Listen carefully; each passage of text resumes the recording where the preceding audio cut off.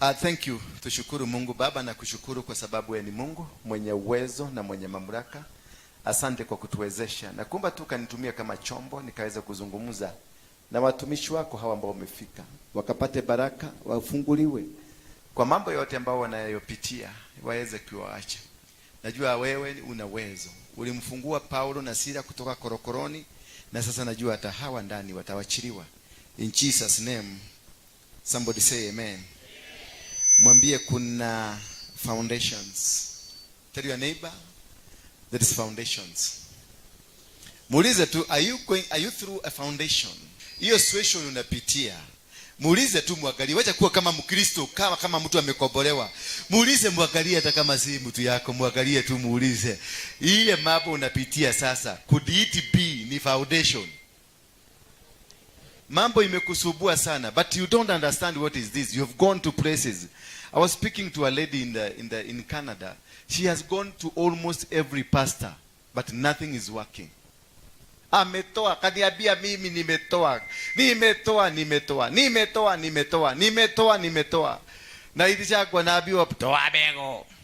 Kaka kidogo nabii hiyo ni madhabahu. Toa shilingi 30,000 nikuvujie madhabahu. Wakapi wamevujiwa madhabahu hapa. Inua mkono juu, wamefugiwa.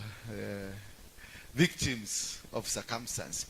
Hata hiyo kudanganywa, kuvujiwa madhabahu ni madhabahu. Bwana Yesu asifiwe sana. It cannot happen that unadanganywa mpaka kwa nyumba ya Mungu.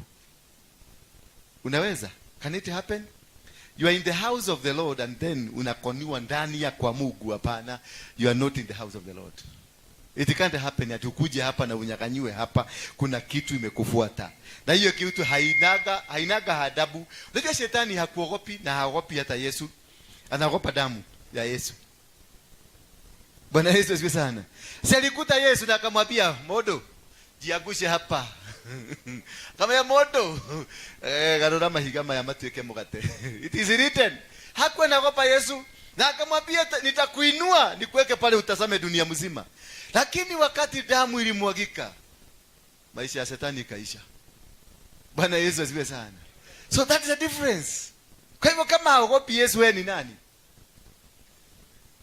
Mimi niko kwa nyumba ya Mungu. Yedadire makwemu kwedu kata ya Ngai. Na dukate ya Ngai mayaje tiria girima kana matatu. Naje tia girima na matatu na gotiri odo wahiane kire. Ndemuhuragira thimo ndoya wedaga oye kiate na ni ahonire. No. Kuna mjamaa mwingine sijui wa Bahrain. Azini Bahrain ama ni wapi? Saudi Arabia somewhere. Either Saudi Arabia kama hapo. Wakati nilitakaza watu watume pesa ya nini? Ya chakula ya wazee. Nani alituma pesa ya chakula ya wazee hapa? Ile tulilisha Disemba. Tuliwanunulia chakula. Sasa tunanunua mabulageti. Wangapi walituma? Wangapi walisikia hiyo story ya wazee? Gai. Walituma. Nikusikia tu, mlisikia lakini hakuna kutuma. Thank you. Hata nyinyi mtazeeka. Sasa si walituma. Sasa I think alikuwa na expect tena nitamzungumzia because ile namba nimepatiana inapelekaga pesa kwa account straight, sio mimi. Inaenda wapi? Sasa tukakaa nikaona mtu amenipigia simu. Pastor, uliona ile pesa nilikutumia? Nikamuuliza, ulituma? Ulituma siku gani? Nikajua ni ile ya wazee. Uliona? Nikamwambia kwa sababu of course kama niliona, najua hawezi kupiga simu aniuliza kama niliona kitu, hakuna. Nikamwambia niliona, although sijaona. Lakini kama alituma, niliona, si ndio? Sasa nikakaa. Sasa ulisemaje? Nikamuuliza aje. Todo mumezoea kulipa maombi. Sasa alikuwa anataka kudhibitisha ndio nimpatie risiti ya roho. Nimepokea ndio hiyo risiti. Sasa kutoka sasa umepokea. When you send anything, ulete ukuje wekelea madhabahu hapa. Na ni Mungu amekutuma, umefunguliwa. You don't need your pastor. If you heard the voice, wale tulikuwa nao hapa jana, it is only the voice, listening and hearing the voice of God. The rest is history. If you heard God telling you, peleka hizi bulageti kwa hiyo kanisa, na usikie kweli ni Mungu amekutuma, na ufanye hivyo, you are done. You don't need anybody. You don't need even prayers. Only if you did, if you heard. That is the book of Deuteronomy 28. Asema, if you hear diligently the voice of God and obediently you hear from him, then the following will follow you. So you don't need to be preached to. If you have. Lakini kama umeleta pesa yako hapa na umeteza yuko sababu unataka jina yako ionekane kwa TV ama tukutabue kanisani, that is not the voice of God. Hiyo sasa ndio inaitwa conmanship ya maombi. Na wewe ndio conman kwa sababu unataka kuja kunikon, ndio nikuombee mimi niende kwa Mungu na yeye ni mkon, ndio tushirikiane kukon. Ndio nakutaka kanisa imejaa maconman na macon women ya maombi. I cannot be able to say, siwezi kakuzia my prayers, ama naweza. You can't. Your money cannot buy a prayer. The connection only comes if God hears. Daddy, ni mapepo inaenda. If only you can hear the voice of God, that is the direct line of receiving the anointing, receiving your deliverance. That is the direct line. You don't need me.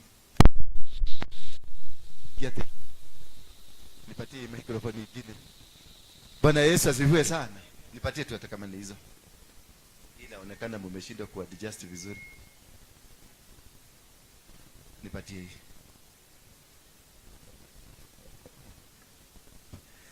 Bwana Yesu asifiwe sana. Then tune this one. Look. So you don't need a touch if you had the voice of God. Wacha tu nikusomee, though that is not where I want to read. Nikusomee because I've been reading this Bible, this your Deuteronomy, mpaka watu wengine wananiuliza kwani hauna kitabu kingine unajua, but because it has the power that you need. And because I meet different people daily, that is why I'm reading it daily. So if you think that is the only verse I know, I know the entire Bible. It is here. Inatokanga kutoka. Number 28 in the verse number 28 nasema, and if you faithfully, sema faithfully, obey the voice of the Lord your God. And turudie baba, hata kama mko na jaa, semeni tu, tuseme tu hii. And if you faithfully obey the voice of the Lord your God, being careful to do all commandments that I command you.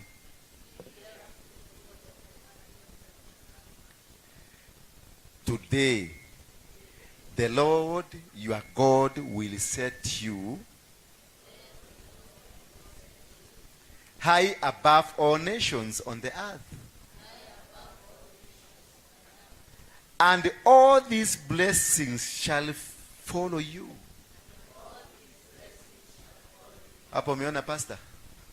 And all these pastors watakuwekelea mkono. Na hizi mambego ndio mutatoa. Na hizi sacrifice ndio mutatoa. It is only obeying the voice of who? Of the Lord. Mungu amekuambia peleka kwa mtumishi wangu 10 shillings. Do not add. Bring the 10. Wekelea hapa waenda. Hata usitake akujue. Usitake hata mupatane na yeye. Hata mukutane na yeye kwa kaofisi. Don't. Only if you know you have obeyed the voice of God. That's all what you need. And he will set you high above every other nations. So you don't need anybody. You need to hear. Unatakikana tu usikilize the voice of God and follow the commands. That's final. Means that you are walking with God. If you hear the voice of God, it means you are walking with God. And when you are walking with God, God becomes your friend. And when God becomes your friend, you are set free because your friend will let you suffer. So you are suffering because God is your enemy. If you are crying, God is your enemy. He's not your friend. Hallelujah. Tell your neighbor, if you are crying like me, God is your enemy.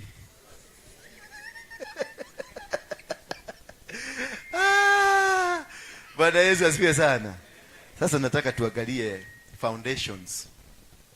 Tusome kitabu cha Matendo ya Mtume 16. The chapter 16, and we'll be looking at the life of Paul and Silas.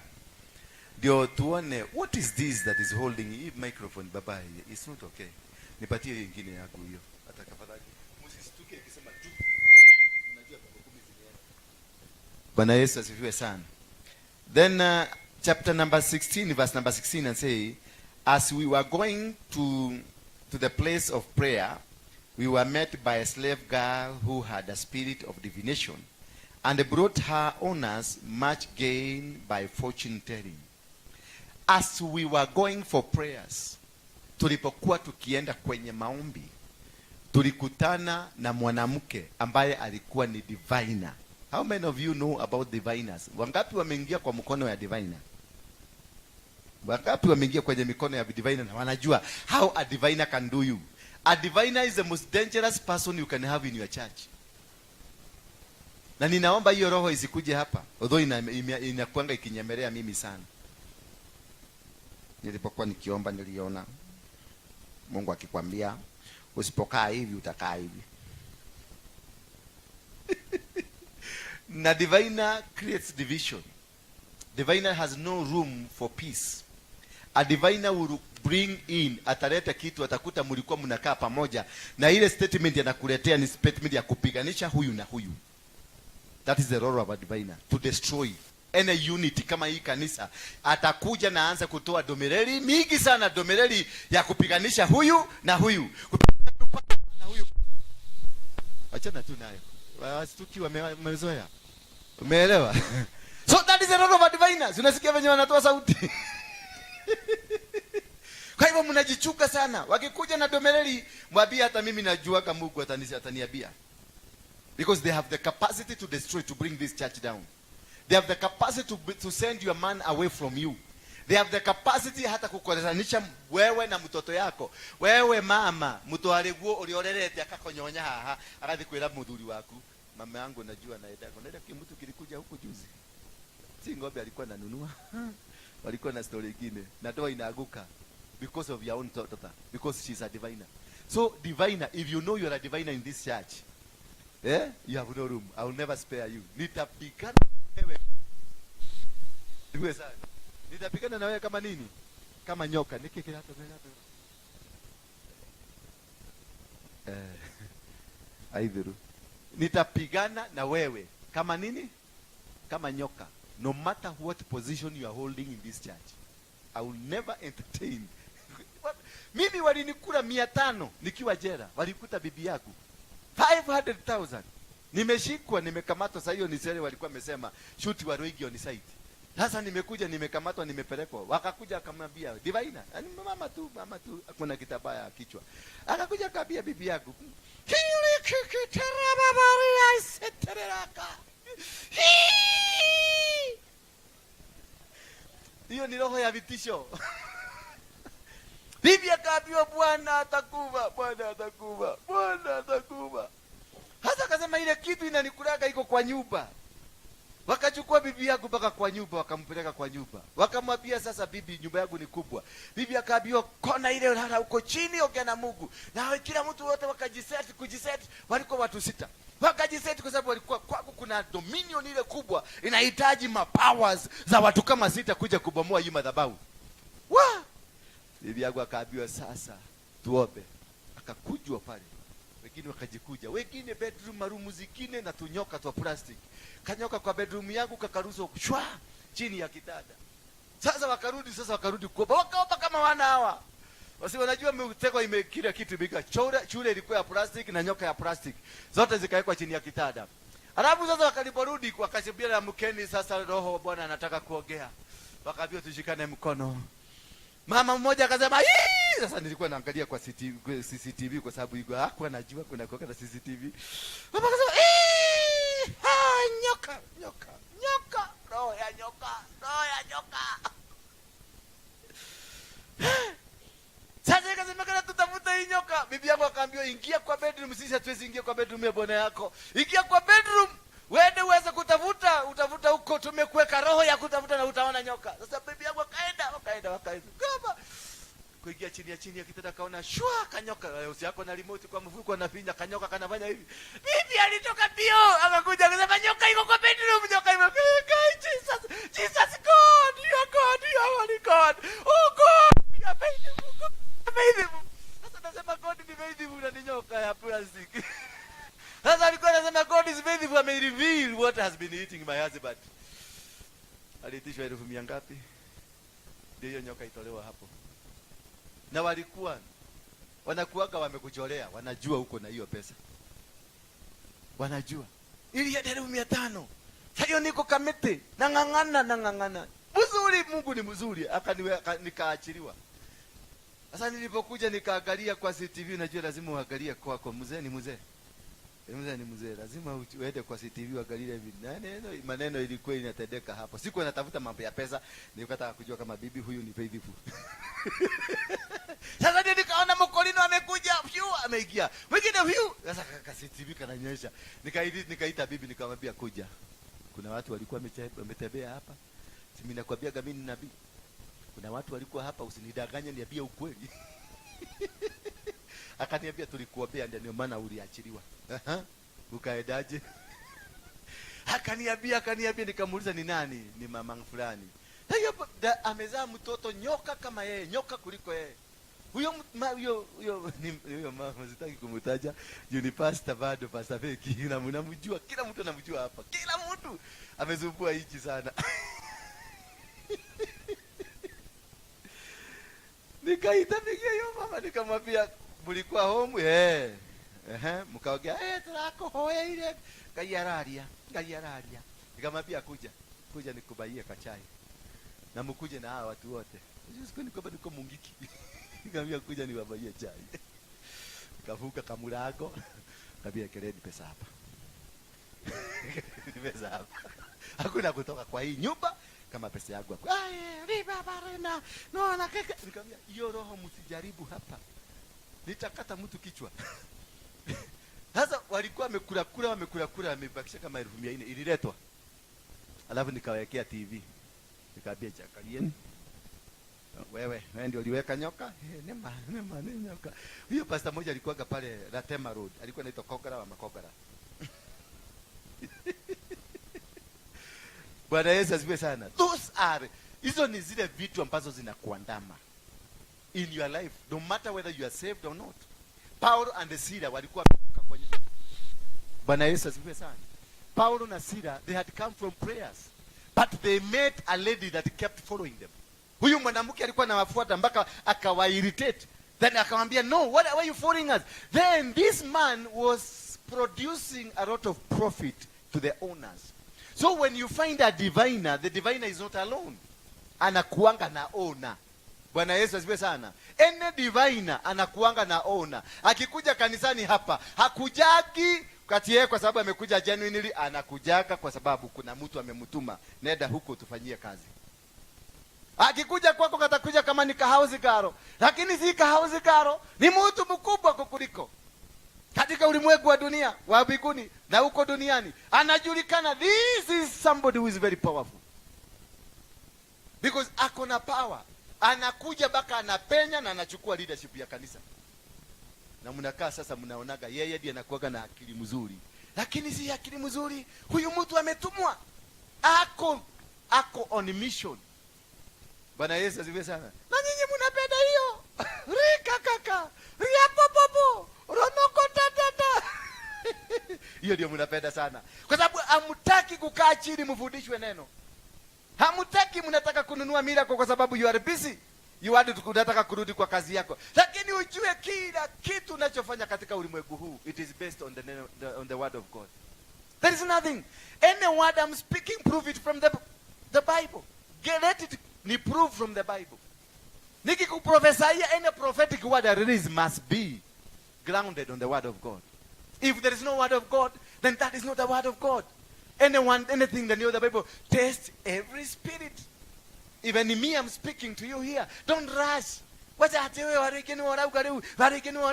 No, don't rush on me. Take your time. Pray over the situation. Ask God, is this man from you? Bwana Yesu asifiwe sana. Ask God first. Wacha kukimbia tu kwa sababu umeona mtu hapa alipona hapa. Unajuaje kama tulikuwa na plani na yeye? Lakini kwa sababu unataka miracle. Gai Jehova. Hapo ndio mnakimbia kama mara moja. Miracle huko ndio kuna miracle. Unasikia watu wanahama kanisa hii. Ukiangalia wale walikuwa kwa Moiro utawakuta ndio walienda kwa Wajiro wakati Moiro alishuka. Wajiro waliposhuka wakakimbia kwa Ng'ang'a huyu. Kutoka kwa Ng'ang'a huyu the same group of people rotating, wanafanyanga rotational, because your interest is not being sat down to be taught the word of God. Your interest is picking the miracle you go. Wakati wahuje walijua ni miracle mnataka, wakaenda hapa Tanzania Shinyanga, wakanunua mapete, wakanunua masima nini, akikuja anafanya mnaona nyinyi wote mnaanguka. Unatoka hapo unagaragara. Ukienda nyumbani unakuta shida. Ulikuwa na unakuta uko nyumbani na kuuliza umemalizana na pastor? Kuja tuendelee na safari. Bwana Yesu asifiwe sana. Lazima mbadilishe this character. Mbadilishe behavior ambayo mko nayo wa Kristo. Ambia Mkristo mwenzako tabia yako lazima uchange sasa. Mwambie mambo ya miracle tuachane nayo. Tutafute Mungu. Seek ye the kingdom of heaven, of God, and its righteousness, and everything else will be added unto you. You don't need a miracle from God. You need God to walk with you and his righteousness. Then everything will happen. In fact, a miracle hata haihesabiwi. Nilipokuwa nikisoma hapa Biblia niliona watu waliokoka biguni kukasimamishwa every operation ndio kufanyike ceremony. Lakini sijasikia ati kiwete kilipopona biguni ikatetemeka. Biguni haitetemeki because hata ukienda kwa mganga unaelekea kuna chajo unapona. Is that not a miracle? Ule mzee wa Kabadura ile anakujaga kwa TV ule msugu anakataka kadi kachifu inatoka hivi, unaona imetoka gilasi maji imefanyika. Hiyo si miracle? Unakuta mtoto wako anaanza kufanya hivyo, hiyo si miracle? Ukiangalia katuni si wanafanyaga vitu, unaona kitu imefanyika, ile Nickelodeon unaona vitu muujiza imefanyika, hiyo si miracle? Then why are you unanipeleka huko nikafanya nini kwa wagaga? Wacha nikufundishe. Yesu anaitwa Rabii. Mwalimu. He never came to do miracles. He came to teach them the word of God. And that is what I want. Mukae chini, mufundishwe, wachana na miracle. Wachana na kukibiria mtu amekuja. Ati nabii amekuja kutoka Nigeria. Nabii ametukuja kutoka wapi? Nikitangaza hapa nabii kutoka Nigeria amekuja, mtaanguka hapa nyinyi yote. Wangapi waliona ile nabii alikuja, yule alikuwa anawapea wanawake wapate mabwana? Umecheka ni kama ulienda kwa hiyo miti. Wanawake walijaa auditorium zote za KICC, mpaka wakaeka screen zile marumu kubwa za watu 800,000. Wakaeka screen rumu 3 because of husband. Na kuingia kwa gate 2,000. Alafu ukiingia ndani utoe bego ya kuitisha mzee ule unataka. Hasa anakuambia describe the man you want. Chocolate, what? Toro the handsome and the driving. Baka saa hii niko na wanawake 6 najua. Saa hizi they are desperate. Maombi ile wanafanya, Lord, any man can do. Any man can do. But those days they were very specific. I want a tall, dark and handsome driving and owning a house. Sasa nataka tall, dark and handsome driving and owning a house. Unajua hiyo house ilitoka wapi? Do you know where the house came from? Do you know where the car came from? Do you know this man, yes, he's dressed nicely. Unaona nimevaa vizuri. Do you know the cost ambao nimepitia? What kind of a cost have I paid? Hallelujah. Ati nana msichana ni mrembo na sasa oyo ni kwenda, oyo digetiga. Digera anyoroke ogwa nyeroketeri. Unajua pahali amepitia. Ile cost amelipa. And you want just shortcut, you want kwenda kuruka kwa mesa, hujui chakula imetengenezwa na nini. Unaingia kwa mesa na unaanza kukula. Dakika kidogo nasikia tumbo imefura. Ama dakika kidogo naambiwa sasa si umekula, tupatie mama yako. Na hivyo ndivyo watu wameingia kwa Illuminati. Because all you want is shortcut, not understanding where is this miracle coming from. You must know. Whatever I'm performing here, you must be able to know where is this miracle coming from. Whose I am sent by who? Bwana Yesu asifiwe sana. I am a pastor sent by who? Because kuna pastor wamekuzimu. My friend pale alikuwa ule ni Fred yangu. Alikuwa kwa Illuminati, amerikuruti mapasta huko Mombasa. Wako kwa Illuminati sasa hivi.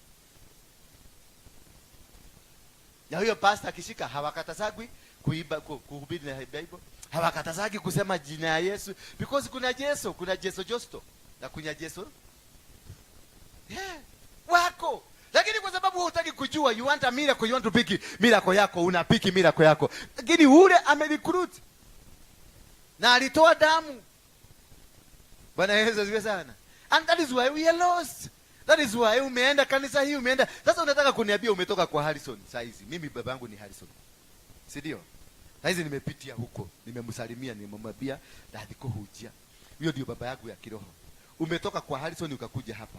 Na kabla kwa Harrison ulikuwa kwa Nganga James, ukaitwa Matuta, ukatoka huko kaenda huko. Kabla hapo ulikuwa kwa Wairimu, ukaitwa nini, ukatoka huko ukakuja huko. Sasa what do you expect from me? Hello? Do you expect anything from me? Unakuja tu kunitest, unisimu na niangalia na kajicho kamoja na niangalia. Unasema huyo bado hajakuwa kiroho.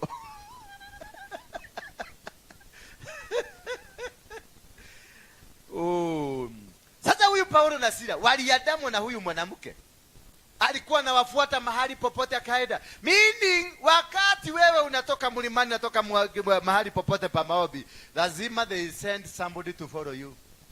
And that is the failure that happens in your life because you are not told that these people will follow you. Ukikokoka, you are not told that once you get saved, umetoka kwa mikono yao. Na ukitoka kwa mikono yao, watakuwekea maaskari ndio wakurudishe kwao. Sasa umetoka hapa, nimekuambia unafika nyumbani unakuta kufuri imewekwa. Hallelujah. Umewaambia inakwambia sasa, si ulikuwa kwa pastor. Mwambie afungue hiyo mlango. Si uliachia muujiza fungua kufuri basi. Sasa unaanza tena rika baba barina shete na makataria. Lakini hauelewi kuna msingi ambao unakufuata. Hauelewi kuna tamaduni ambazo zinakufuata. Hauelewi kuna misingi ambayo ilianzishwa na kina mababu ambayo inakufuata. Maana huyu mwanamke alikuwa na nini? Alikuwa na nguvu ambazo ni za kutumwa na watu wengine. And she had owners who profited. Kwa hivyo madiviner wote they profit somewhere. Wachawi wote they profit somewhere. There is somebody who's being anapata mavuno. Maana hiyo kazi wanayoifanya kuna mavuno inapatikana. Bwana Yesu asifiwe sana. She followed Paul and us crying out, these men are a servant of the Most High. So they know you, that you are a servant from the Most High. Si eti wakujui wakikuja kukumaliza, si eti wakujui wanakujua, that you are a servant from the Most High. So what are they doing? They have been sent to make sure that you go down. Because they knew Paul and Silas was coming from prayers. They knew Paul and Silas is a true man of God. So why were they following a true man of God? Because they want to bring this man of God, and they were monitoring because this man God ametumwa kijiji hii kuja kufanya nini. So they were monitoring to know exactly why Paul and Silas come and how can we destroy them. Can you know this by miracles? You need to understand the word of God. Jesus never performed a miracle when the devil insulted him. He went back to the Bible. He went back to the Bible, scripture. Akaambia the devil, it is also written. He never said, oh, Shetani toka. Hakusema Shetani toka. But he went back to the word. Because before the formation of this world, the word was there. And the word was. So he went back to God. God is the foundation of the word, and the word is the foundation of God. So when you have the word, you can be able to command a disease. Because when you are sick, you know God said, even if you are going through a valley that is the shadow of what? Of death, I will be with you. Yes, you say a promise of God, and God will do it. When you're in trouble, you call God and tell God, you said, you never forsake me, nor leave me. Just invite him. Hakuna kitu Mungu ana respect kama promise yake, because he's a promise keeper. Just remind him, if you are, whatever situation you are in, you just need to remind God of a promise. And usahiyo ukimkumbusha Mungu ahadi zake ni kama umempiga geta umemweka hapa. Unamwambia uliniambia you will never forsake me nor leave me. Ndio. Anasema ndio. But why am I in this situation? Anakuambia you are free. In Jesus' name. That is all what you need. To understand God. To know why God is with you. And to know God, you must be grounded on the word of God.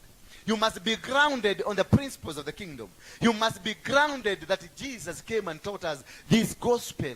You must know that we do not drive ourselves. We not live on miracles. We live on the word of God. The foundation of whatever you are doing is the word of God. When I was in Mungiki, most of my clients, top clients ambao walikuwa wananiletea pesa, they were pastors and bishops. Sasa niambie, kama pastor, mimi walikuwa wananiletea chakula, ile mumetoa mehodhi, mimi ndio nilikuwa naletewa. Na wewe blindly, because you don't know, you don't want to study the word of God, pesa yako inaletewa na kula.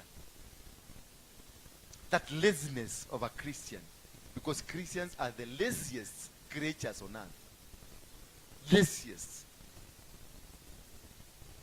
All what you want is a miracle. All what you want is tu ndio ni kuna watu wananipigia simu wananiambia aliokigo kimwe tu nicho wewe ni yake yara hoja kai yara gauko hoja nike ati aliokigo kimwe tu unaenda kota kijira guhe ciugo ithatu inya cia Ngai nikwambie soma kitabu fulani na kisoma kitabu fulani itawachiliwa huru. Unataka tukio kimoja utapona hivyo tu. Unasikia mtu amen amen amen, wacha nikutumia kitu, nakwambia wachana hiyo kitu yako kana kwenda kukule mdasi, because automatically umenigeuza nimekuwa miracle seller. Gani siangalie kitu. Bwana Yesu asifiwe sana. And she followed Paul and us crying. She followed Paul and us crying out, these men are the most servants of the Most High God, who proclaim to you the way of salvation. So they know you. And this she kept doing for many days. Paul, having become greatly annoyed, turned and said to the spirit, I command you in the name of Jesus Christ to come out of her. And it came out that very hour. So the spirit that is following you is not a yesterday spirit. Paul and Sila waliendelea kufuatwa na huyu mwanamke for many days.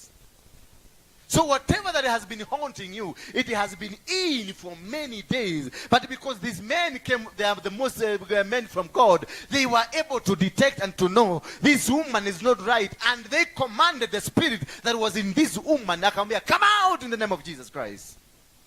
And the spirit came out that very hour.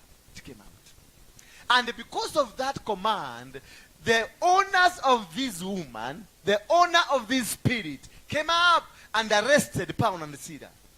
Na wakawaweka ndani. Lakini before they took them to the cells, what happened? Once they arrested them, wakawafunga, wakawapeleka kwenye soko. Walipowapeleka kwenye soko, kwenye umati wengi, then a judgment was done. Because soko ile, it was a marketplace where demons were operating. So they had to take this man to the demons, so the demon can control, make a decision over this man. So sometimes when you are breaking out from foundation, there is a repercussion that comes in your life. There is a repercussion that fights. And this foundation, you must understand, this woman kept following them for quite a long time.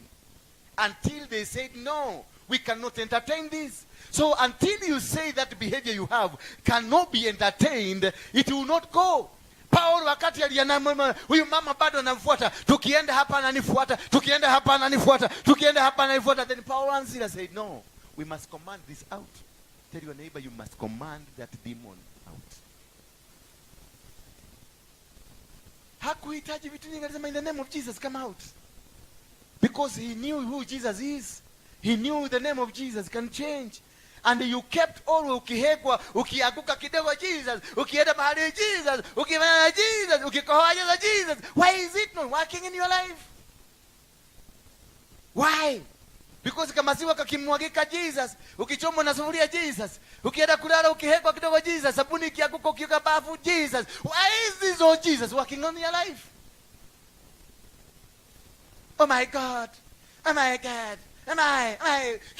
Why is it not working? Because you don't know what you're talking about. This This is the God, the Bible says, oh, you know, this is a God that they keep worshiping and they don't know this God.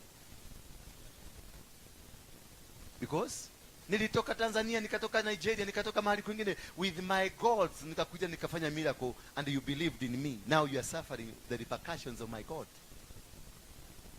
Bwana Yesu asifiwe sana. Are we together up there? But verse 19.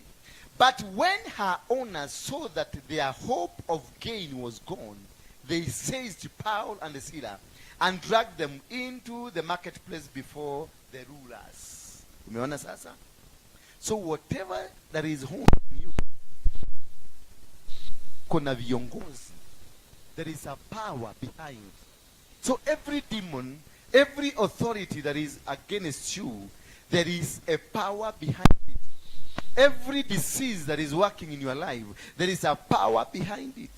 Every misfortune, kama ni marriage blockages, ama ni death, premature death, there is a power, there is a ruler, there is a king that rules over your life. That's a king that rules over your business. That's a king that rules over your family. Bwana Yesu asifiwe sana. That is what they took them, they arrested them and took them to the marketplace where the rulers were. So these rulers are the owners of their people arresting Paul, the owner of this woman, and many other things. Meaning that village was ruled by a certain power. That is why when you start every business, when you go to any village, mahali popote, before you do anything, before you start a business, fanya kitu inaitwa spiritual mapping. Bwana Yesu asifiwe sana. Sio kukuja kama ukoji kwa sababu unaona matagi zimewekwa na unaanza na unakomboa kiwaja yako na unaweka matagi hapo. No. Understand what kind of gods that are operating here. What kind of spirit ambazo zinafanya kazi hapa. Who is controlling in the spiritual realm? Who is controlling? Which kind of a territory is it? You must be able to understand the territory that you mekuja spiritually, not physically. Understand the territory spiritually. When you came to Nairobi, you must have to be able to understand who's Nairobi and who rules Nairobi. What kind of an altar that rules Nairobi? Bwana Yesu asifiwe sana. What kind of an altar that rules Nairobi? You need to know. Because if you look kama sasa wao naishi hapa, hii inaitwa nini? Hii inaitwa Mudhurwa hii. Hizi nyumba. Utu nyumba tu majabi. Wanapikianga ije. Huyo mtu kama tuseme ni wewe, acha nikutumie tu for example. Unaweza kutoka hapa uende nyumbani kwenu kuambia watu unaishi Nairobi. Na unapikianga ije. Lazima ukuje kitada ndio watu wakae, wakienda ndio unatitika kitada. Huwezi kununua kitada. Na unakibeba kibagi chako, unatafiri mpaka nyumbani na yajikana Nairobi. Uongo. Panadanganya watu. Umetoka Mukuru kwa Ruve na nyumbani. Afadhali ungeishi kule nyumbani. Kipenda ukule matopeni huko chini utakuta kuna nyumba za matope. So what's the difference ya kutoka Geshagi ukuje uishi kwa nyumba ya matope? So you must be able, it's because you never understood who are the rulers of that place. What kind of a spirit that's controlling there? What kind of powers that are there? You come to Nairobi, you need to understand where did the name Nairobi came from. And you will understand Nairobi means, and Zamasa in name means Nairobi Engarem, cold water. And for them to name Nairobi to become Nairobi Engari, cold water, what did they do? Because all Maasais, wherever they went, they named the place after the name of their own. Then they had a stay in that area, named it by doing a sacrifice. Bwana Yesu asifiwe sana. So there are people that are controlling. There are people that controls your area. There are people who go to Kirinyaga, unakuta kuna mahali kunaitwa Kiangoma. Bwana Yesu asifiwe sana. Na unakuta kuna Mkristo anaishi kwa Kiangoma. What success do you get from that land? Na Geshagi ni Kiangoma. No, let's be realistic. Hii ni church, Crusaders for Christ, lakini building imeandikwa Kiangoma. What kind of a relationship is that? There is no relationship. Meaning I'm serving another God, that the owner of this house is worshiping the devil. Meaning even in me that came to this house, I'm in companion, I'm in relationship, in agreement with the spirit that operates here. That is why that is very important before you do anything. Before you make any move, you stop that thing you're doing. Before you make any move, and before you go anywhere, you must be able to understand what kind of gods, what kind of spirit, what kind of forefathers that you are here, so that you may be able to do a spiritual mapping, to be able to understand what kind of altars that speak in this area. You get married, just don't get because uliona kimwanaume ni kirefu ni kizuri na mwanamke ni mzuri ameundika na figure 8 mzuri. Alafu nasema nilipata kasichana kazuri na kashika unapeleka dadi nenda asidi yako hika. Ndio ndio yako hika. How? Wazee wa zamani walikuwa natumana nenda kwa hiyo nyumba. Unakuja unapiga ripoti, mimi nachagua wazee kama hawa wanakuja kuchunguza kwenu. Wewe ni mwamuhereka gani? Tabia yenu ni gani? Mnafanyaga aje? Mnakaaga aje? Watu wa zamani they used to do spiritual mapping. Lakini sasa naputa mama kama huyu na ujui kama ni mama mchawi ama mganga. Lakini kwa sababu ni sura mzuri, nafika ni mzuri. Oh mam. Wewe ndio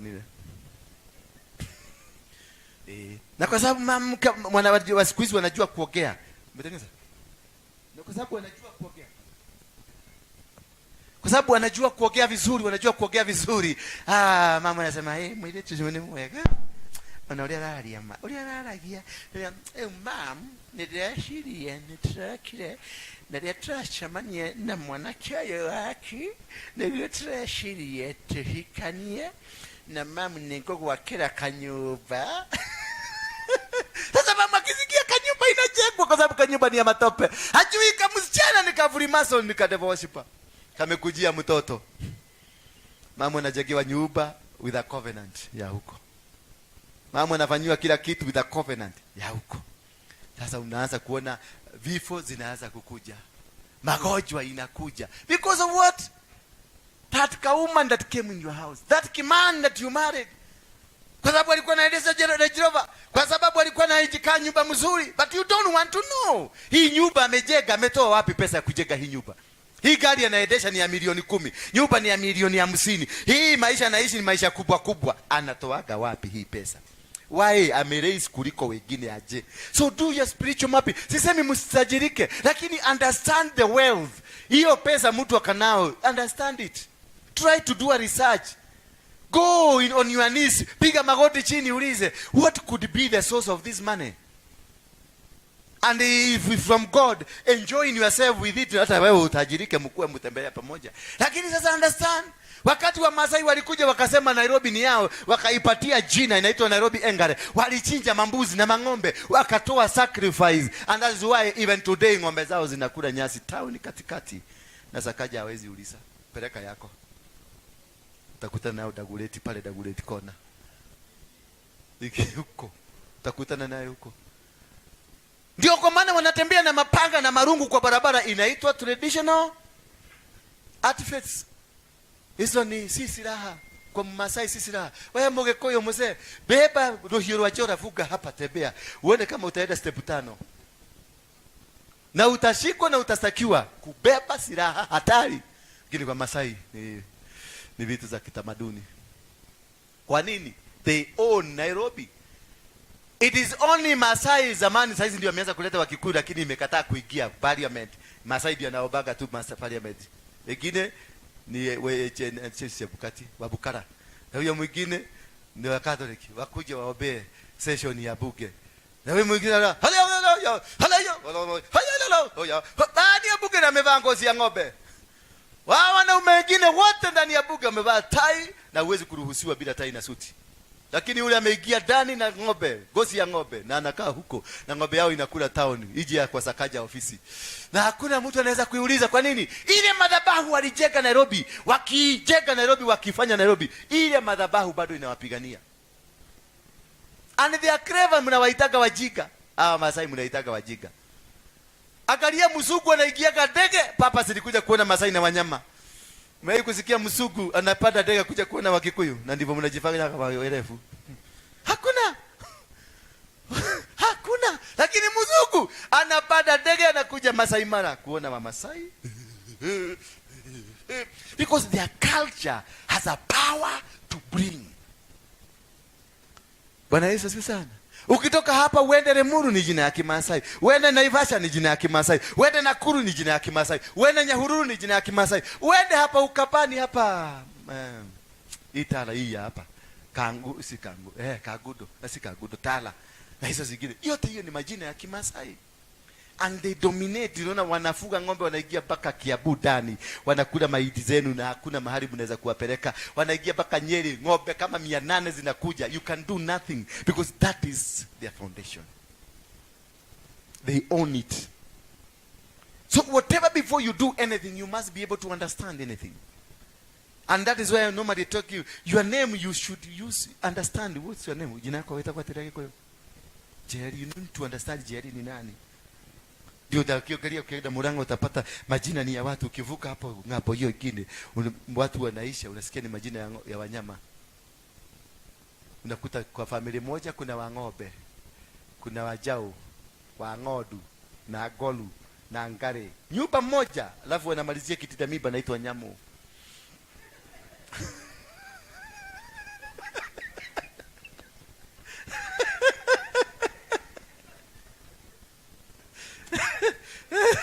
Sasa niambie hiyo hebu niambie hapa kuna Goru, kuna Wang'ombe, kuna Wajau. Hizo ni ng'ombe mbili. Wang'ombe na Wajau, hizo ni ng'ombe mbili. Ng'ombe kubwa na ng'ombe dogo. Alafu kuna Wang'odu na Hiti na nyoka. Sasa niambie, umeitwa nyoka, what will happen to you? Bwana Yesu asifiwe sana. That is what I want to tell you. You need to sit down to understand. Wakati Jabezu alijua, my name is the source of the pain I have, and he went back to God and told God, change my name. When Jacob was doing nonsense against his own brother, he had to change his name for him to become the father of the Israel. Lazima jina yake ikibadilishwa, awache kuwa swindler, akaitwa Israel, baba wa mataifa wa Israeli. So you must understand what is the concept behind where you are. What is the concept behind the business you are doing. What is the concept behind the ministry you are in. What is the concept before the marriage ile uko nayo. My great grandfather, wacha sasa ule nimeitwa mimi, had about 30 wives. 30 and more, wale wanajulikana wanasemekana ni 30. My grandfather naye alikuwa na wao kadhaa. My father alikuwa na wawili. Mimi sina, lakini niko na watoto nimejaza kibao. Nina shena miloko hili, lakini sina. Sasa unaona ile kitu ya kukaa imenifuata mpaka mahali niko. Sasa watoto wangu bado ninaona kanaruka hapa, kanaruka hapa, kanaruka. Sasa unaona this thing, there is somebody behind my frustrations. Nimeenda jela mara 52. Nimepigwa risasi mara 12. Unakuka yangu ndio alianzisha maumau. Mama yangu alikuwa nabeba buduki na ilikuwa nabebea maumau buduki. Alishikwa akafugiwa miaka 7 Kamete, Brokodiru Mudateiti. Wakati nilishikwa mara ya kwanza, nilipelekwa Kamete, Brokodiru Mudateiti. So you need to understand what is this that is following you, because umekimbia unataka miracle, but you don't want to do a spiritual mapping to understand what could be the forces behind you. Ni nini imekusababishia hizo masida? Unasema ati mimi naonanga kama ni anti yetu anaturoga. Naonanga kama ni anti yetu. Mimi neti muonanga tu ni ule kula kalido. Ni na talibo toroga.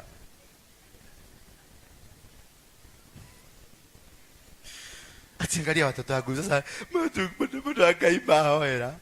Kuna mama moja alinipigia simu, mwanake wako wapi ndomithetie? Kathomithia na mbeca nyingi ndiratwikire ki. Nikimwire tu akwa nerecipiani. Sasa nikamuuliza, can we read the Bible together? Nikamrudisha tu kwa Deuteronomy 28. Nikamwambia, and I will bless the fruit of your womb. Is it not biblical? It's not in the Bible? So the fruit of your womb is blessed. Mtoto wako akikuwa gay is not the baby that is a gay. Mtoto wako akiwa lesbian is not mtoto amekuwa lesbian. Wewe ndio lesbian. Because he said, I'm going to bless the fruit of your womb. But Yesu asifiwe sana. If the fruit ile umetoa nyoka, you are the snake. Your children are suffering not because wamevuta bangi, not because wanakunywa pombe. You are the source ya hiyo pombe. Because God, you are supposed, your fruit, the fruit of your womb is supposed to be blessed. And if it's not producing blessing, it is producing poison, then you are the poison. Ama unaweza kupata mchugwa itolee madimo. If your children are gays, are smoking, wanafanya vituko zile wanafanya, it is not them. Trace the problem inside you. Hello? Eke nenge komulitohera. Hii ni yule mtu alikuwa amogeke. Na ni gumu.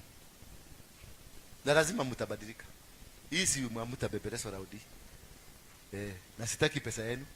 Hii niliwaiba nikiwa huko, nilikuwa mogeke, nimekakuwa na pesa. Niko sawa. Nataka tuongee ukweli. Mwambie mwenzako sasa nipokea ukweli. Kile mwambie kile kimutu kiliiba na hata mimi nimeiba, sasa tuachane tuongee ukweli tuende mbinguni. We must heal our nation. Bwana Yesu asifiwe sana. And by healing our nation is us going back to repent. Kama umewahi kutoa mimba useme mimi nimetoa mimba, because hiyo mimba haitakuruhusu uishi. Najua mnafikiria ni kitu tu ulifanya ka flash, ati ni flash. Yes, uli flash. The Bible says that the body hii mwili ndio inakufa, but the spirit inabaki kuwa hai.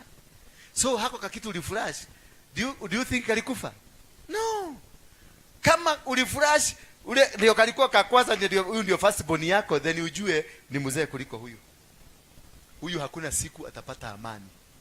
Kwa sababu haka kana ulisaga. Ulitaka huyo ndio akule mzuri. Ndio nakuta unasomesha mtoto mpaka Amerika akikuja na kuwa zombie. Kinakuniaka kwa suruali tu. Kwa sababu kale kako kwa spirit haukaoni, kanakuja kanachomboka, kanagoga na karudi ndio kanajificha huko ndani. That is why your children are suffering. That is why you are suffering, because anakutorment in the spirit. Jasira live wanauliza, Mauria mshereke. Kile ituone. Kitoto kinakula vizuri, unasikia kimechoka. Chini kinaanguka. Pastor niope. Tukoleta na kiha. But you don't say nimeua watoto 6. Na watoto 6 ameshikana mikono anasema hawa hawatakula tukiwa hai. Because wako hai, kule wako hai. Hakutakula na mtigerea hamutakula, hamutakula. Hata mtajirikia wapi? Hamutakula. Hiyo ndio consequences ya abortion ndio alifanya. Angalia huyo gai. Hiyo ndio cause, not unless upige magoti chini uambie Mungu nimekuja, nimetubu, unene, uambie, sio lazima uniambie, uambie Mungu. Mungu anataka tu utoe the power of confession. Just confess to him. He knows umetoa gapi. He knows. Mwambie tu, open your mouth, mwambie mimi nimetoa mwaka 1972 ndio nilitoa kwa kwanza. 1975 nikatoa kingine. 1976 nikatoa kingine. Na nilikuwa nataka kusoma tu, acha na hiyo kusoma. Mimi nilifanya. Naye Mungu atakufungulia. Nitakwambia nimekusamehea. Uende kwa mbele yake na dhabihu inaitwa atonement. Dhabihu ya kuomba msamaha. Wekelea kwa madhabahu, uenda zako. Acha kuibusi, hata sitaki kujua. Nenda zako. Umefunguliwa. The relationship yako na Mungu imerudi. Bwana Yesu asifiwe sana. So kama umewahi kutoa mimba, ujue that is the cause, the problem ya watoto yako saa hizi, because it affects directly the children you have. Hao wazuri hao ulitaka wakue, lakini wale waliyako wako kwa giza, wana attack from giza. Na utajua, unasikia mtoto amekaa ako na 56 years hajaoa. Na kimesoma kiko na degree, kiko na masters. Ketire kija kia boyfriend kana girlfriend ketira nyumba kehingirite nyumba kekegethia githoma mabuku na kutaka kisichana ni kikubwa kinakaka kwa nyumba hakijai hata kuulizwa. Hello guy, kwani mmestuka aje?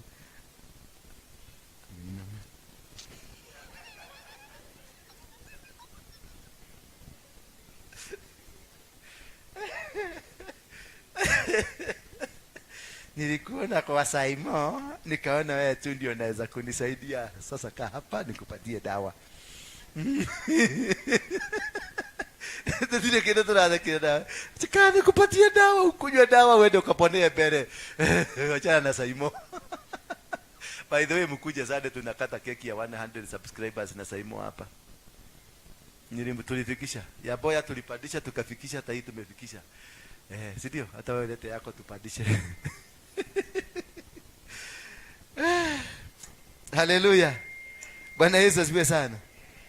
Hai, amen imetubuguka. Bwana Yesu asifiwe sana. Haleluya. Inua mkono wako juu. Haleluya. Kama hujatoa mimba, inua mkono wako juu useme haleluya.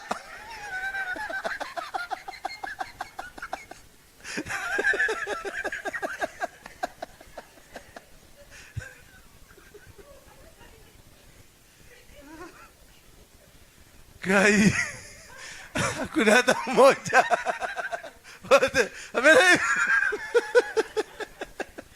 Oh my God. And when they had brought them to the magistrate, they said, these men are Jews, and they are disturbing our city. And when walimleta, wamempeleka kwenye soko, walipelekwa ndani ya soko. Wakiwa kwenye soko, hapo ndio judgment ilitolewa. Kwa hivyo wakati wamekukamata, there is a judgment that is set against you. Wakaita magistrate. Kwa hivyo kwenye for anywhere where there is a stronghold, there is a magistrate. There is a ruler and a magistrate. Na hizo rulers na magistrate ndio wanakutoleanga hukumu. Hiyo matatizo unapitia ndizo wanafanyanga hukumu ambazo unazipitia sasa. Bwana Yesu asifiwe sana. And that's why they see, because the magistrate akakuja na akatoa hukumu. Wamechapwa, bado wakatolewa hukumu, wakafungwa, wakawekwa ndani. They were dragged, wakazungushwa, wakiambiwa, these are the men and women who are disturbing our city. I don't know whether you've ever have. Umeokoka wakati sasa umetoa dhabihu ya kupigania familia yenu. That is when kuta familia mzima inakuinukia. Mpaka unaitwa mchawi. Unaenda Katoroni ama unaenda Heaven's Gate. Unaomba for 40 days and 40 nights ukiombea familia yenu. Ukirudi nyumbani unaitwa devil worshipper. Because the magistrate amekuja na sema, this woman ndio anatristab hapa kwetu. Umejitokeza kabisa. Angalia Musa alipozaliwa tu, they send their people to go and kill this boy until this boy was hidden somewhere. Wakakuja wakamchukua. Jesus was hidden in Egypt until the king died. Hallelujah. Lazima when you start the real process of fighting the demon that rules in your family, lazima watakuinukia, watajaribu kukupiga. But if you're with God, you will win the battle. Kuitingiza misingi ya familia na misingi yako yote, there must be something that has go down. There must be something that has been destroyed.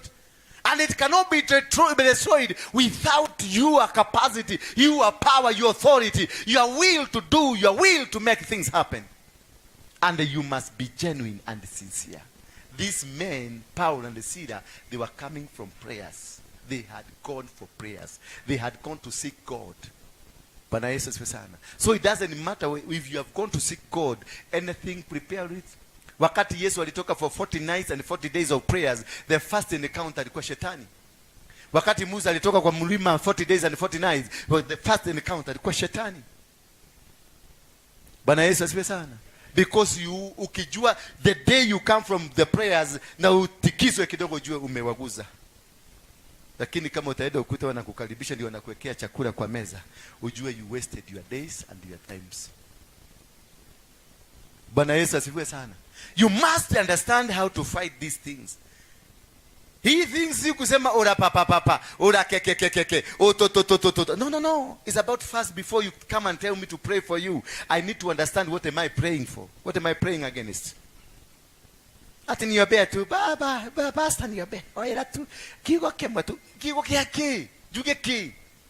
Niseme nini? What are we doing? Si maombi si maombi tu. Maombi ni kuelewa what kind of a demon. When you go to the doctors, wanakuamtuma, ukienda kwa consultant anakuandikia karatasi na kuambia enda labu. Ukienda labu unapimwa, anakuja anajua I am treating malaria. Lakini ukienda kwa general practitioner, na kuangalia hivi, fungua macho na kumulika, fungua ulimi unamulika. Hapa unasikiaje? Na finya. Hapa kwingine unasikiaje? Anakuambia H pylori. Hiyo ni H pylori. Kuna mtu mwingine hapa alikunywa madawa hapa ya H pylori. Nikamwambia nisione kikunywa tena, hakachakufa. Na ni mapepo kakucelebrate kakwenda celebrate ilikuwa nini? Ilikuwa birthday yake. Kalifikisha miaka ngapi? Kalikuwa kanafikisha miaka ngapi? 24. Tuka hapa. Birthday kwa sababu kako destined kuuliwa kasipite mwaka. Kakakata keki hapa kwa. The following day kalibebwa. Kalikuwa kapelekwa Mama Luce. Kufikishwa huko Mama Luce kanaambiwa ni H pylori. Nikamwambia usikunywe hizo dawa, kufa. Nitakuzika. Because ni destiny. It is a demon of destiny. Inataka kumuingiza kwenye mitego ya kishetani. Aanze kukunywa madawa. From there, hiyo kidoda inaingia kwa sababu hii kitu inaenda kutibu kitu hakuna, lazima itatengeneza kitu yake. Bwana Yesu asifiwe sana. Mimi wakati nilianza kuhubiri, kitu ya kwanza nilikisimama kwenye madhabahu ya pastor mwingine anaitwa Moreidhi. Nilianza kusikia kisugusugu. Kisugusugu. Nikiwa hapa kwa madhabahu nasikia kisugu. Mpaka nikajisikiria, nikajifanya ni anointing imeshuka. Kumbe hakuna anointing, ni kama na shika tunaka hivi. Bado nikasikia ninaenda hivi. Nikaambia Bishop acha niende nikajisaidia hapa, shika microphone. Nikachomoka. Nilipochomoka nikaenda kwa daktari nikamwambia nasikia kisugu, akaniambia ni sukari. Immediately aliniambia ni sukari. Na akaniambia sasa wacha akaniduga hapa, akaniambia kweli iko 13. Hii sukari imekushika, tuanze matibabu. Nikashindwa sukari aje. Nikatoka hapo nikamwambia ngoja wacha niende.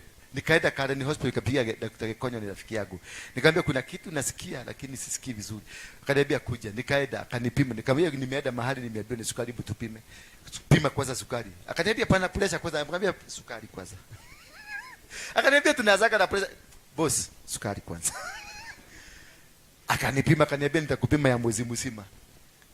Akaniuliza, kwani uko na mwili mzuri aje? Ni kama ya katoto.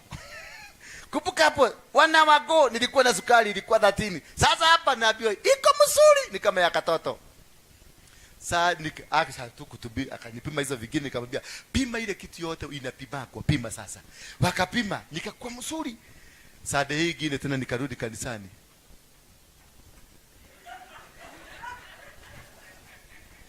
Kwenda tena kupimwa, sasa hiyo nikitoka hapo nilikuwa na sukari. Nikaenda tena kwa Konyo nimwambia tena imekuja. Hebu kuja tupime. Akaniambia ni kama ya mtoto. Bwana Yesu asifiwe sana. When you are getting into your destiny, there are those things that will be sent to make sure you don't get there. And you should not be get worried. Usibabaike when you are usikie that I'm getting into where I'm supposed to be. Don't be worried. Bwana Yesu asifiwe sana. Huyu jamani nilimtoa Mombasa, simama kidogo ndugu yangu. Nilimtoa Mombasa, huyu ndio ule mliona kwa TV ambaye amerecruit mapasta kuingia kwa Freemason huyu. Mama yake akamwambia, aliona video zangu akaambia mama yake, this is the only man who can deliver me and another God I have here. Alitoka kwa akasema no any pastor mwenye anaweza kunihubiria, I need ndura Waruinge. Nilimwona kwa Saimo. Zeneni na Saimo. Si ni kweli? Bwana Yesu asifiwe sana. So wakati huyu amekuja, nikamwambia kuja mpaka Nairobi, alishuka kapita hapa, akaenda mpaka Mash pale. Kushuka tu kwa Mash. Kuja polisi. Akanipigia simu, nikamwambia hebu nipatie askari. Askari akasema, "Tumemshika, mkute police station." Nikajua hii ni demon. Nikajua I'm not going to argue with this one. Nikamwambia wewe enda, nitakutoa. Na huyu polisi alikuwa mmoja, asante sana. Huyu polisi alikuwa amempita. Akampita akaenda, kisha akageuka. Wakati alishuka tu akageuka akarudi. Kwa sababu madimbo ni aliambia polisi ndio hiyo mtu wetu anaenda kukopolewa, shika yeye. Sasa hiyo alipokuwa ndani nilitaka tu afungiwe, sababu nilikuwa Nakuru. Nikataka tu afungiwe. Ndio kesho nimtoe. Kwa sababu angemuua. Angetoka hivi, angepatwa na kitu kingine baya, angekufa. So wakati alikaa ndani akanipigia usiku, nikamwambia nimetuma mtu utatoka kesho. Asubuhi wakamwambia sasa lete pesa tu. Nikamwambia, akanipigia, si unitolee pesa, nikamwambia waambie hauna pesa. Wakangangana, nikamwambia waambie hauna pesa. They set him free. Bwana Yesu asifiwe sana. Nikamtumia fare, nikamwambia sasa kuja kanisani. Hakukutana na kitu because kuna demon tulishinda. You must overcome a situation. Don't run away from the situation. Ukiona majaribu imeingia kwa nyumba, don't run away from them, overcome, because hata ukitoroka huyu mwanaume ukuja ni kuoe, at some point lazima the same problem itachomoka tena, because this is an altar that is speaking in your family. You must win it, you must conquer it. Bwana Yesu asifiwe sana. So do not run. Eti kwa sababu nimekuwekelea mkono haukupona, it does not mean eti kwa sababu nimekuwekelea mkono utapona immediately. Unaweza chukua hata miaka 3. Nimeachilia mbegu, umeanza kufanya kazi, 3 years later ndio unasikia umepona. Na kuna mtu unaguza tu instant, unaona ameamuka, because Naaman alikuwa anaitwa Naaman, huyu alikuwa na mago, alikuwa anaitwa Naaman, alikuwa na Naaman aliambiwa aingie ndani ya maji. Sio kumaanisha safari moja haingemponya, but alikuwa na generational curse of 7 generations, and each generation was 150 years. Bwana Yesu asifiwe sana. So ile kutubu generation inaenda tena, tubu generation inaenda mpaka 7 zote zikaanguka, lakini unataka moja, na ile demon inakufuata ni aguka waguka 400 years. Sasa kwa sababu umeokoka juzi, pepa fefa itake pepa rikara, kama hii kitu ya Joshua ya nani ya Juda, ambaye Jacob alibariki mtoto wake Juda, akamwambia utakuwa mfalme. Kama hii kitu imekuja kufuata mpaka Yesu miaka 1500, wewe unakuja kusema pepo toka, pepo nimeokoka, pepo hapana. Pepo hasifukuza hivyo. Lazima ufundishwe jinsi ya kufukuza mapepo. Lazima ujue hii problem ya marriage iko kwetu, ilianza na nani? Bwana Yesu asifiwe sana. Hii problem ya premature, angalia Yesu amefuatwa kutoka wakati wa nani? Wakati watoto wa Juda wawili, first born, second born wamekufa. Hii kitu imefuata Yesu kwa sababu Yesu ni wa hiyo mherega wa Juda, alikufa premature. Your family, the family was full of immorality. The family of Judah was full of immorality. Si maraya alikuta Yesu kwa mto pale, kwani nafikiri alikuwa anataka kuopewa?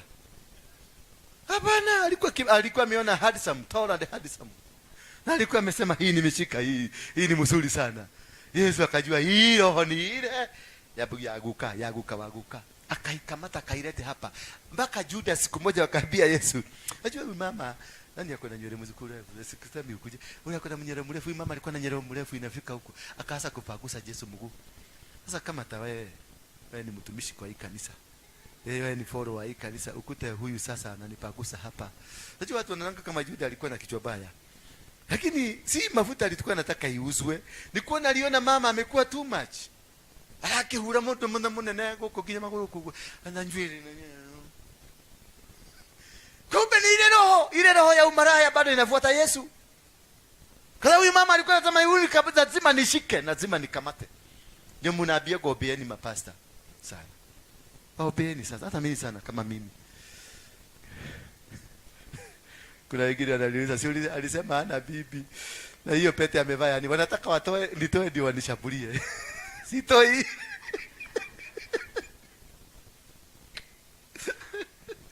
Wale ndio ndio mama getoero ya kuli. Sitoi. Mnaniopea, niopeeni. Na mniopeeni against madefiner. Kuna madefiner 3 zimenifamia.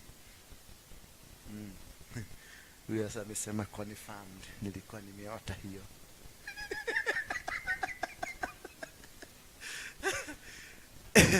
Ni mwanake na wangapi wanafurahisha na wenye tunaongea? Yes. You make the preaching ikuwa simple kidogo, vizuri. Ndio ikuigie. Ndio uone, kumbe unaona, kumbe inakuwaga mjika hivi. Kumbe haikuwa kitu kubwa. Ilikuwa kitu kidogo. Na mbona sasa nimepoteza hii miaka yangu yote nikingangana na kitu hapa haikuwa. Ni kitu tu ningefanya hivi na hivi. Bwana Yesu asifiwe sana. Verse number 20. And when they had brought him, 21, they advocate wakastakiwa. They advocate customs that are not lawful for us as Roman to accept or practice. The crowd joined in attacking them, and the magistrate tore the garment off them and gave orders to beat them with rods. Kwa hivyo yule ruler ako na magistrate. Yule ambaye yule mambo unayapitia ni hukumu ilitolewa juu ya familia yenu. Ni hukumu ilitolewa juu ya biashara yenu. Ni hukumu ilitolewa kwa sababu your fathers, your parents walikuwa watu ambao walikuwa na tabia, walienda kwa waganga, walienda kwa wachawi, walifanya matendo ambayo sio mazuri. Kwa hivyo the magistrate alipokuja, ulihukumika because they want to accuse you, and that is only the thing the devil is looking at you. Anataka kutafuta, how can I accuse this person? Walienda kutafuta how to accuse Ayubu, na wakaenda mpaka kwa Mungu, asema huyu mtu anakuabudu kwa sababu ya hizo vitu ambao umempatia. Mungu akamwambia ende nimchukue. This man cannot accuse him. This man cannot leave me. Akamwambia nenda mchukue. But sisi any problem that we have in our life, we have these problems because we have been accused. Ask your neighbor, unaweza kufikiria ni nini accusation yako iko?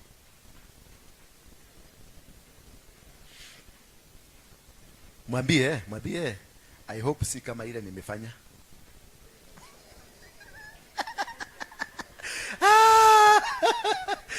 Kumbe Mungu ndani ya hii kitu. And the crowd joined. And when they had inflicted many blows upon them, they threw them into prison, ordering the jailer to keep them safely.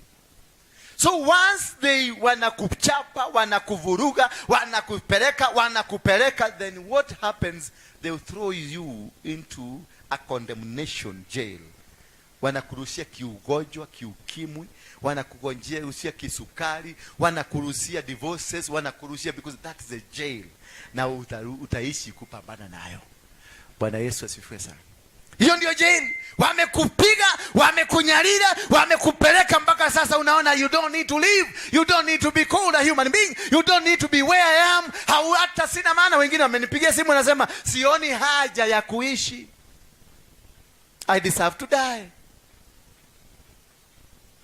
Atinifata gutura. Ye dukata yakai. Ye ndiona mata gutura, nakwambiaga tafuta ile kitu utakula haraka haraka uende. Kwa sababu amenitabua dukata ya Ngai, lakini haoni huyo Ngai ninatukata kama anaweza kumuokoa. Ndiona mata gutura. Urenda atia? Ndiona kama ingehera. Wena kaido getiga. Atuandikia wiru. Yage. Arakuhurira thimu ne dukata ya Ngai. No ndarona kindu kingiuma hari dukata ya Ngai. Arona ogiku. Ukunjiraga niki? Nditio murekereria thie. Kani ukumuthaitha. Leo namuuliza unataka kwenda kwa njia gani? Na andike karatasi amesema ameacha kale kaproti ka Roiro. Sababu hiyo ni ujinga. Hiyo ni ujinga. You need to know your God. Na ukiona mtu kama huyo ni kuwa frustrated because of what? Ametembea kwa miracles and the miracles are not working. But if you knew the word and know that I'm not going to die, I'm going to live, that is enough. You don't need your pastor. You say, I'm God, going to die. I'm going to do what? I'm going to live. That God has good plans for me. Plans not to destroy me, but plans to make me strong. But do you want to die? Tenderegania, naigwatago kuwa. Dodhie. Kwani ni wangapi utakuwa wa kwanza? Utakuwa wa mwisho? Siwede. Kwani ulikuwa unataka kwenda? So you must be able.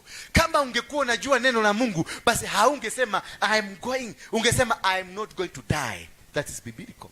That is the word in the Bible. I'm not going to die. I'm going to live. But ukisikia mtu anasema amekufa moyo, basi kukufa kwake kwa moyo kwa sababu yeye mwenyewe ashakufa kabla. Ukiona mtu amesema ni driver wako alikufanga kitambo, ni body tu inatembeaga hapa duniani. Na umwachilie tu kwa sababu ataenda. Hallelujah. Hallelujah. Having received this order, verse number 24, he put them into the inner prison and fastened their feet and the stocks. Baada ya order, shetani sasa amekukamata. Confession zako zote zimekupeleka kwa shetani. Madhambi zako zote zimekupeleka kwa shetani. They arrest you and take you to the inner part of the prison. Hapo ndio nakuaga umekufa moyo, ni shana kwa dio Iye gashi tigatia. No akwelile. Wanakufukia. Hasa hapo ndio una confess matatizo yote, ndio unasema unaiba ile kawibo ya Wakikuyu. Modeni wa gai atoragio gai. Sasa unaanza kuiba kaibo kwa bana, ushaingia huko kwa mjita modeni, mimi si modeni, hiyo kaibo usiwahi kulete hapa. Wengine hapa naita Beatrice alituibia igede. Nisiri ya machozi ya wewe. Sasa alikuwa na expect tuibe hiyo wimbo. Wewe nataka tuibe tuinero boru. Na wewe ndio unajua siri ya machozi. Wewe ndio unajua mnaulizana nini na Mungu. Angalia. Siri ya machozi ya ni wewe wajua. Ni muimbaji ndiye anajua ni nini anaibia. Yeye ndiye alilia. Si mimi yote kuniletea hiyo wimbo. Sasa utaniita hiyo wimbo na sasa nianza kuingia kwa hiyo matatizo yako kwa sababu I have to. Ni kama watu tunaobaga Mungu wa Jakobo, wa Elijah na Musa na Musa. You need to understand. Mungu wa Jakobo ni mgani na Mungu wa Joshua ni mgani?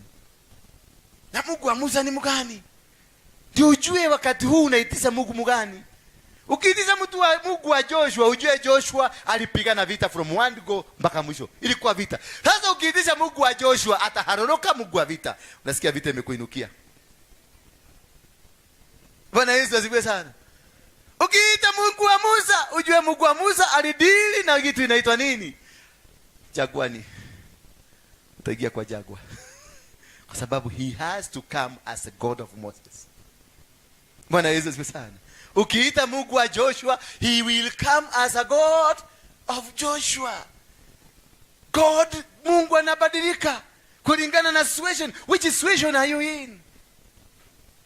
Bwana Yesu asifiwe sana. So you need to understand your God.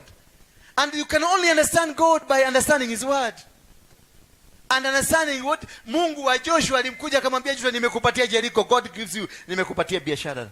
Ukiita Mungu wa Joshua, lazima atakupatia kitu. Lakini atakwambia nini? Ujiandae kwa vita. Be strong and courageous. Nimekupatia supermarket, lakini be strong, ujue from word go vita. Although utatoboa, lakini ni kwa vita. Ndio nakutaka kanisani kila siku. Hata kama hivyo unakolewa kayalio geteine. Vita. Ukianzisha marriage yako na Mungu wa Joshua, vita. Ukiorumagio tabosho. You have to win. Ukiita Mungu wa Musa, unajua Musa ni kutoa watu kwenye utumwa. Upitie, lazima utapitia kwenye jangwa. At some point lazima utapitia kwenye jangwa. Hallelujah. Lakini Mungu ni nani? Aitwe Mungu. Wacheni Mungu. Aitwe Mungu.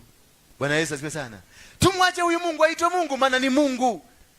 Mimi wakati mmoja nikiwa prison committee, wamenaongojea siku 3 ni nyongwe. Huyo mzee alikuja, anaitwa Giga, alikuja committee. Kamzee kafupi tu. Naonanga watu wafupi na wagopa. Kama haka. Kalikuwa kamzee kafupi kama haka tu. Kalikuwa kanazipitia hapo kodemu inaitangwa hiyo block inaitangwa kodemu B. Anakuja, haige. 3 days remaining.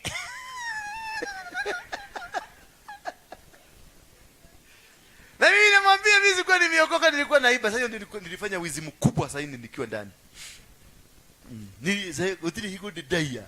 Pesa nyingi tade mudanya hiyo na ngojea siku ya kukufa. Niliiba pesa mingi. 150 million. Ushaandikiwa kama message. Kuna mzigo inatoka Mombasa. Hiyo ni mimi nilituga. Angalia huyu. Ulinyang'anywa ngapi pesa ngapi? Watu njiwa shikana. Noni dumeiro kaigi muno ka. Oh yeah. Ma container na agoro die how they ni. I created that content. Na nilitumiwa pesa. Zilikuwa zinawekwa kwa account. Kairega, oh my God. Na ratu leo na nikira atuhujeria. This man arudisha hiyo pesa yetu. Wewe. Mungu aliniambia atanijengea nyumba nikiwa prison. Na sasa hiyo nangoja siku 3 Hiyo mwezi nilikuwa na mwezi mmoja niliiba hiyo pesa yote within 1 month. Na ile ka message ya Mogeke umeongea maneno baya ya Mogeke. Tuma 10,000 ya kununua busi. I'm the one who created. Money was flowing like nobody's business. Sana. In the government quarters, they were eliminating a problem. But in the heavenly quarters, somebody was being blessed. They might have condemned you. Wametoa hukumu yako na wamemalizana na wewe. That was it with them. When they said so, God began a process with you. Bwana Yesu asifiwe sana. Waliponipeleka kwenye mashini, wakanishika, nikaambiwa nikanyage mashini, ni mabati imekaa kama hivi, mabati na kanyonga hapa na kanyonga hapa. Kisha unavulishwa kitu cha black, unawekwa mkanda hapa. Sasa wanaifungulia pale button, inafunguka bati, inafunguka unaanguka. Sasa una hang. Mabati kakataa kufunguka. Na imagine imepora watu lakini mabati imekataa kufunguka. Sasa hiyo nyumba kwangu inajengwa. Sikuambii ni wapi usikuja kuanza kusema hii ni ile pesa yangu. Kule nyumbani nyumba inajengwa na tumana pesa tu zinakuja zikichukuliwa. Nyumba inajengwa lakini hapa wanajua ninaenda kukufa. They have said you are going to perish. This is the end of you. They have made their decision. They have made their vindication. Wamefanya kila kitu. Majaji wametoa hukumu. Magistrate ametoa hukumu, mfungiwe ndani. Wakati walitoa hukumu walifika mwisho na Mungu naye akaanza safari mpya na wewe. They wanted you ufike mwisho. God is waiting for you to come to the end so that he can start with you a journey that he is going to win every battle. The mabati refuse. Sababu yo mzee nilimwambia mimi sikufi. Wewe ndio utakufa. Na by the way kalikufa. Mimi nimwambia sikufi. Taka hii. Jiga kada. Kada. Mimi taka. Tutakutana. Sasa wakati kalinivalisha hiyo kitu kaliniambia, kumbuka taka. Na hata nikiwa na hiyo kitu nikamwambia mimi sikufi. Waliita mpaka ule Chief Justice akakuja mpaka huko ku witness. Ati mashini imekataa. Na sasa mashini ikikataa safari moja, that's the end of it. Hauwezi zinyongwa, kifugo yako imeisha, unatolewa. Hallelujah. Mwambie mwenzako mashini itakataa. Nimefika karibu na mashini ikatae. Itakataa hata kama wametoa amri, hata kama wametoa hukumu, hiyo ni hukumu yao. Hukumu ya Mungu inasema tunaanza safari. And from that day, I've never gone to jail anymore. Hallelujah. And from that day, it has been a blessing after blessing. It has been a blessing after blessing. Bwana Yesu asifiwe sana. And this is what is going to happen to you. Mwenye aliniombea akaniambia hautakufa alikuwa rapist. Na alinyogwa, mimi nilitoka. Alinyogwa. Mwenye aliniombea akaniprofesaia, hutakufa. Na mimi sikuwa nimeokoka, alikuwa ananiambia kwa jina ya Yesu na mimi nakwambia kwa Mungu angekoyo na mobi. But when the word or the power, the word from God, the man of God is released to you, it works automatically. It doesn't matter who is saying so to you. What matters, it is the end of them and the beginning of you with your God. Hallelujah. Then what happened? In verse about midnight, Paul and Silas were praying and singing hymns to God. They were doing what? They were praying and singing hymns to God. They were not looking for miracles. They continued to praise their God. They continued to praise who? Their God. They did not move from one cell to another cell seeking na kupapatika kuambia Mungu, aliwekelea mjigera kiagelea hapa. Uga kigoke mtu netokolekela lio. They didn't go for that kigokemwe. They sang and did what? And they were praying and singing hymns. That is all what you need. When Jehoshaphat was told about an attack, an impending attack against their nation, God told Jehoshaphat, stand still and see the salvation I'm about to bring to you. So wacha wasiwasi mwingi kurukaruka kwenda hapa na pale. Sit down and wait and see what God is about to do to you. Just sing and praise God. Jehoshaphat aliambiwa usitengeneze jeshi. Usitengeneze jeshi. What he did, he summoned watu wote, they went into a fast, wakaenda kuomba. Akawaambia to fast. That's the 2 Chronicles chapter number 20. He summoned the entire nation kuja tuombe. Na wakati waliomba, mnabii akatumwa, akaambiwa just don't prepare an army, prepare a praise and worship team, because God is going to do the battle for you. Don't prepare what you are doing. Don't prepare all the forces you are trying to raise. Don't prepare even to travel to Kampala to see Kakande. Don't even go to Mombasa. Don't even go to Nigeria. Don't even go to South Africa. Just prepare, sit down. Praise him, worship him. Sit down and see the salvation that is about to bring to you. Hiyo nonsense zingine wachani nayo. Kwani Ezekiel anaomba Mungu mgani? Si anaomba Mungu yule mmoja. Hayuko kwa kijiji yenu? Is that God not in your house? He's in our house. God is saying, I'm omnipresent. I'm everywhere. But because you are lazy in seeking for God, that is why you want to jump and go there, you will die a poor person. Jehoshaphat was told, sit down and see the salvation. Why? Because they had decided and chose to praise God. When you praise your God, you worship your God, he will do everything for you. Because God is waiting for you to come, my son, come, my daughter. Come, my son, come, my daughter, I'll lift you up. Paul and the see that they were singing and praising. A singing and praising, iko na power na capacity yake. When you praise and you sing, there is a power behind the praise and sing. And this praise and sing will change every situation that you are in. So take your time to praise. Take your time to pray. Take your time to go to the mountain. Take your time to go to God. There is a power behind it. There is a force behind it. Listen here, the power. And as they were singing hymns to God, and the prisoners were listening to them, and suddenly there was a great earthquake, that the foundations of the prison were shaken. So if you praise and sing, there is a certain thing that is going to happen to you that will shake the foundation of what that has been holding you. The prison was shaken. So before you say I'm saved, you must shake the foundation of your life. Before you say I've won the battle, you must be able to shake the foundation. Before you do anything, you must be able to shake the foundation of your family, shake the foundation of your business, shake the foundation of your husband, your wife. Before you move, the foundation must be shaken. And the foundations are never shaken by your money. They are shaken by the worship. Foundations, they don't care. They are not scared of what you can give to the altar. They are never scared of who you are. They are never scared of which kind of a man you are. The foundation is scared of the worship that you give to God. And when you give a true worship to God, God says, I will do the battle for you, because from today henceforth, this battle does not belong to you. It belongs to me.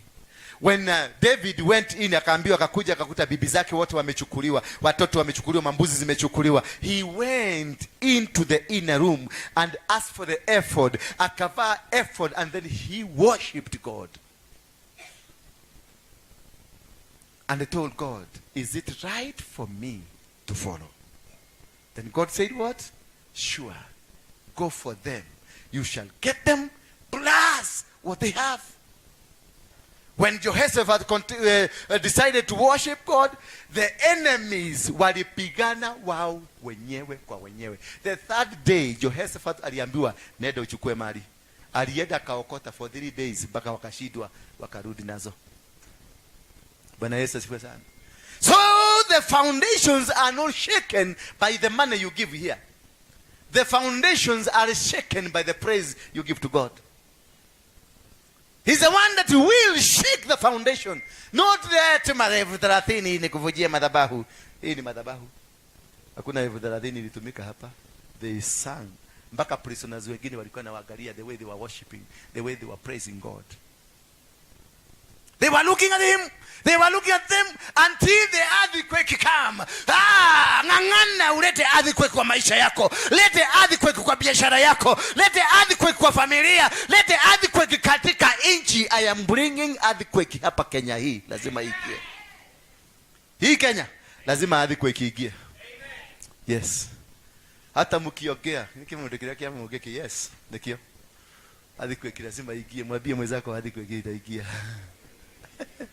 Ona hivyo tuweke wa mwongeke. Yes, lazima itaingia. Why? Because I know the secret. It is about praising God. It is only God who can do the battle for you. It is not your husband, not your wife, not your business, not your money. Money is just bit of it. But praise God and worship God. They sang hymns and they worshipped and praised God. That's all what you need. Today I want to see it happening here. I want to see what? It happening here. And I want the praise and worship team to be standing up and upright standing. And I want us to do a real kegosho here. And every foundation in your family will be broken. Every foundation that is contained in your family. I thought these people had ears to hear what I'm saying. Be ready, up and standing. Kwa sababu milango, Paulo na Sila waliomba, Paulo na Sila waliomba, milango ya gereza ikafunguka. Nataka ufungue milango ya gereza wewe mwenyewe. I'm not meeting anybody. If you had decided to come and see me there, forget about today. Toeni hizo viti mpeleke huko kando. Kila mtu abebe kiti yake apeleke huko. Na nisione mtu